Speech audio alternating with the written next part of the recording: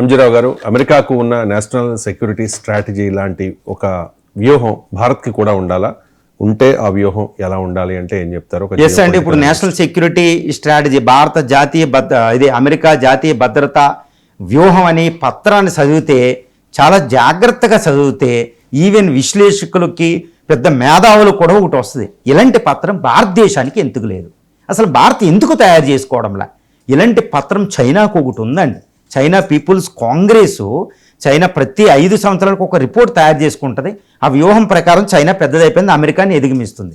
మరి ఇండియాకి ఎందుకు ఉండకూడదు? ఇండియా అది అమెరికాకి చైనాకు ఉన్నట్టు జాతీయ భద్రతా వ్యూహం ఇండియాకి ఎందుకు ఉండకూడదు? చాలా దారుణమైన విషయం. భారత పార్లమెంట్లో ఏదో వందే మాతరాన్ని పొగుడుకోవాల్సింది వందే మాతరాన్ని తిడుతూ, ఒకరికొకరు తిడుతూ, మతాల పరంగా కాదండి.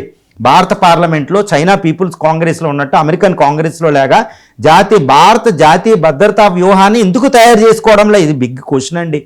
చాలా పెద్ద విషయం అండి ఇది.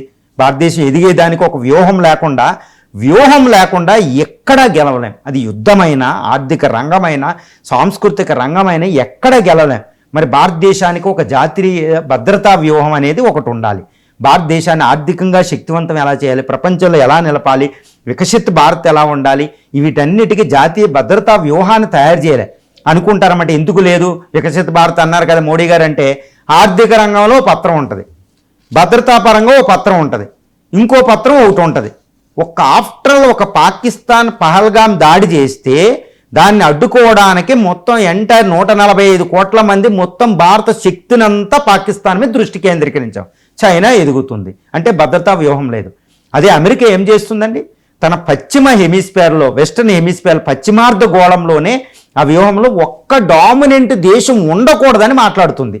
అంటే బ్రెజిల్ అయినా వెనుజులా అయినా తొక్కేయాలి, కెనడా అయినా మెక్సికో. అమెరికా చెప్పినట్టు ఆ 2 ఖండాలు ఉండాలి. కాబట్టి ఆ పత్రంలో ట్రంప్ చెప్తున్నారు, మన బోర్డర్లో మన కోసం వ్యతిరేకంగా మాట్లాడేవారు లేరు. వెస్టర్న్ హెమిస్ఫియర్లో మన్రో డాక్ట్రిన్ మళ్ళీ ట్రంప్ మాట్లాడుతున్నారు. ఈ పశ్చిమార్ధ గోళంలో ఏ పవరు బయటోళ్ళు రాలేరు, ఇక్కడ ఉన్నవాడు ఎవడు ఈ అమెరికాని వ్యతిరేకించలేరు. కాబట్టి అమెరికా ప్రపంచాన్ని ఏలుతుందని మాట్లాడుతున్నారు. మన్రో డాక్టర్ మళ్ళీ మాట్లాడుతున్నాడు. వెనిజులా మీద అటాక్ చేస్తున్నారు, బ్రెజిల్ని వ్యతిరేకిస్తున్నాడు ఆయన. అవసరమైతే అర్జెంటీనాలో సంక్షోభం తెస్తారు, కెనడాను నొక్కేస్తారు, మెక్సికోని నొక్కుతారు కదండి. మరి ఇండియా ఇలాంటి భద్రతా వ్యూహం ఉంటే ఈ సౌత్ ఏషియాలో, దక్షిణాసియాలో బంగ్లాదేశే మనల్ని డామినేట్ చేస్తుంది. శ్రీలంక చైనాని తీసుకొస్తుంది. ఆఫ్టర్ ఒక చిన్న కంట్రీ మాల్దీవులు చైనాని అక్కడ ఇన్వైట్ చేస్తారు. చైనాకి బేస్ ఇస్తారు, ఎయిర్ బేస్ ఇస్తారు, లేకపోతే నేవల్ బేస్ ఇస్తారు. పాకిస్తాన్కి న్యూక్లియర్ బాంబులు ఇస్తారు. అంటే భారతదేశం తన చుట్టూ ఉన్న చిన్ని దేశాలైన ఈ నేపాల్ లాంటి చిన్ని దేశాలని, ఆఫ్టర్ మాల్దీవ్ అయిన చిన్న దేశాలే భారత్కి వ్యతిరేకంగా మన శత్రువులు తెస్తుంది. మరి జాతీయ భద్రతా వ్యూహం ఎలా ఉండాలంటే, సౌత్ ఏషియాలో ఇండియాను కాదని ఏ పవరు రాకూడదు, ఇండియాని కాదని ఏ పవరు, ఏ దేశం కూడా అడ్డగించిన విధంగా ఉంటేనే మనకు భద్రత ఉంటుంది. అది మనం తయారు చేసుకోలేకపోయాం. అక్కడ యుఎస్ లాగా చైనా కూడా తన చుట్టూరు ఎవరు వ్యతిరేకించకూడదని ఇప్పుడు మాట్లాడుతుంది. సౌత్ చైనా సీ ఇన్నిట్లో మనకి లేదు.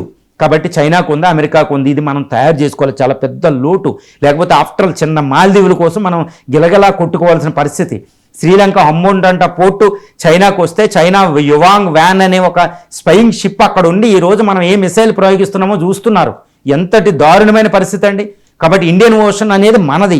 ఈ జోన్లోకి ఎవ్వరూ రాకుండా మనం కాపాడుకోవాలి, లేకపోతే బ్రిటిష్ వాడు వచ్చి మనల్ని ఏళ్తారు. సో ఇలాంటి జాతీయ భద్రతా వ్యూహం మనకు కావాలి. ఆర్థిక పరంగా ప్రపంచంలో సూపర్ పవర్ అయ్యేటట్టు భారత కరెన్సీ వీటి పరంగా ఎలా ఉండాలో చూడాలి. మనకున్న బిగ్గెస్ట్ అసెట్, ప్రపంచంలో అత్యధిక కార్మిక జనాభా ఉంది. అమెరికా, జపాను, యూరోపులు కింద పడుతున్నాయి. చైనా కూడా వృద్ధ చైనా అయిపోతుంది. రష్యాకి లేరు, 1,00,000 మంది మనం ఇవ్వాలి. ఇజ్రాయెల్కి 1,00,000 మందిని ఇవ్వాలి. జపాన్కి మనం పంపించాలి. నార్వే, స్వీడన్కి మనం వర్క్ ఫోర్స్ ఇవ్వాలి. అమెరికాకి వర్క్ ఫోర్స్, టెక్నాలజికల్ ఫోర్స్ ఇస్తున్నాం. ప్రపంచాన్ని రూల్ చేసే కెపాసిటీ మన డెమోగ్రాఫిక్ డివిడెండ్. దాన్ని ఎందుకు ఉపయోగించుకోకూడదు? ఆయుధాన్ని ఉపయోగించి జాతీయ భద్రతా వ్యూహాన్ని తయారు చేయాలి.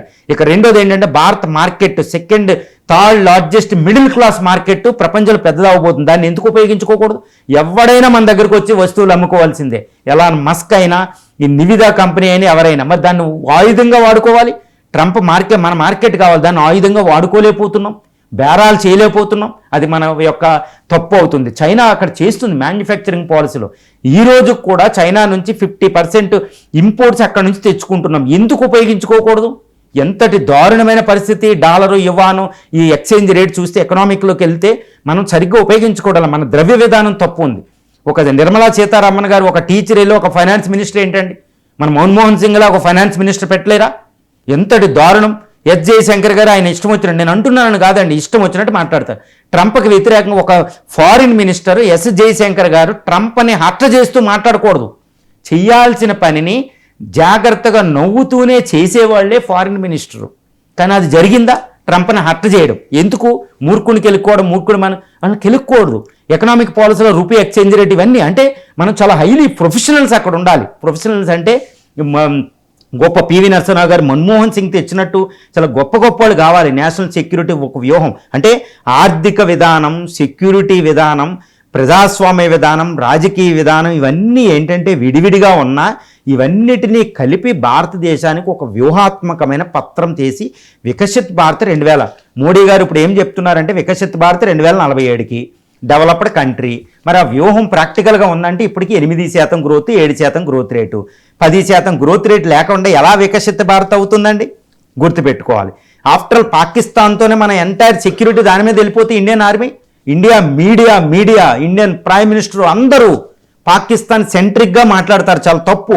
ప్రపంచం దృష్టితో మనం మాట్లాడాలి. నేను చెప్పింది చాలా ఎవరిని ఇప్పుడు బీజేపీ కాంగ్రెస్ దృష్టితో చెప్పడం లేదండి. ఆఫ్టర్ ఆల్ పాకిస్తాన్ సెంట్రిక్గా మన ఎంటైర్ పాలిటిక్స్ నడుస్తున్నాయి. చాలా తప్పు. మన ట్రాప్లో పడేస్తున్నారు. చైనా తర్వాత అమెరికాలు మన ట్రాప్లో ఇచ్చి పాకిస్తాన్ ట్రాప్లో పడేశారు. ఆఫ్టర్ పాకిస్తాన్ సర్వనాశనం చేసి 5 ముక్కలైన చేసి మన సెక్యూరిటీ ఎస్టాబ్లిష్, మనకు రైట్ అది, సావరిన్ రైట్ అది. మన సార్వభౌమత్వాన్ని సెక్యూరిటీని రక్షించుకునే అంతర్జాతీయ చట్టాలు ధర్మబద్ధం కూడా. మరి దాన్ని అలా తొక్కి మనం పైకి వెళ్ళి ప్రపంచం మీద దృష్టి పెట్టడం మానేసి పాకిస్తాన్ సెంట్రిక్గా మాట్లాడడం ఎంతటి తప్పండి. ఈ విధంగా యునైటెడ్ స్టేట్స్ ఆఫ్ అమెరికా జాతీయ భద్రతా వ్యూహం అనే ఒక పత్రం ద్వారా మనం ఎన్నో గుణపాఠాలు నేర్చుకుని భారతదేశానికి కూడా చైనా, ఇటు రష్యాకి, యూరోపియన్ యూనియన్కి, అమెరికాకు ఉన్నట్టు మనం కూడా ఒక జాతీయ భద్రతా వ్యూహం అనే ఒక పత్రాన్ని చక్కగా భారత పార్లమెంట్లో అపోజిషన్ అందరూ కూర్చుని ఒక పత్రాన్ని తయారు చేసుకుని ప్రపంచానికి మనం మెసేజ్ ఏ రోజు ఇస్తాం అనేది ఈ పత్రాన్ని పదం చదివిన తర్వాత నాకు అనిపించింది, మీకు చెప్తున్నానండి. ఇది ఉంటేనే భారతదేశం వికసిత్ భారత్ అవుతుంది. ప్రస్తుతం వికసిత్ భారత్ మోడీ గారు అనే విశ్వగురు వికసిత్ భారత్ అనేది ప్రాక్టికల్గా లేదు. ఉంటే ఈ 7% గ్రోత్ రేట్తోనే మోడీ గారు బయటకు వచ్చి world's largest democracy, world's largest fastest growing economy, తిరుగులేని దేశం, పాకిస్తాన్ తొక్కేస్తాం, చైనాని ఆపేస్తాం, ఇది కాదండి. 10% గ్రోత్ రేట్ ఎప్పుడు వెళ్తుందో మాట్లాడాలి. సమ్మిళిత అభివృద్ధి ఎప్పుడు వెళ్తుందో మాట్లాడాలి. ప్రపంచంలో అమెరికాని అన్ని కొట్టే మిసైల్స్ని ప్రయోగించాలి. ఈరోజు అగ్ని తయారైనా, అగ్ని 6 సూర్య మిసైల్ తయారు చేయన్నా దాన్ని ప్రయోగించడానికి కొంచెం వెనక ముందు ఆడుతున్నాం. ఎందుకు లేదు ధైర్యం? వెనక ముందు ఆడుకోవాలి. పాకిస్తాన్ సెంట్రిక్ కాదు, పాకిస్తాన్ డైరెక్ట్గా అక్కడ బెలుచిస్తాన్ సపోర్ట్ చేయగలగాలి. అవసరమైతే చైనా వచ్చి అరుణాచల్ ప్రదేశ్ అడుగుతుంటే మనం టిబెట్ని మనం గుర్తించకుండా ఆపాలి. అంత అసెప్టివ్నెస్ అనేది ఈరోజు ఇంటర్నేషనల్ పాలిటిక్స్లో ఉంటేనే ఇండియా సూపర్ పవర్ అవుతుంది. అంతేగాని నక్కికి మక్కి ఇలా చేస్తే అవదు. జాతీయ భద్రతా వ్యూహం భారతదేశానికి రావాలి. ఇలాంటి భారత పార్లమెంట్లో చర్చించాలి. చాలా బాగా ఆలోచిస్తే అవగతమయ్యే విషయాలు ఇవ్వండి.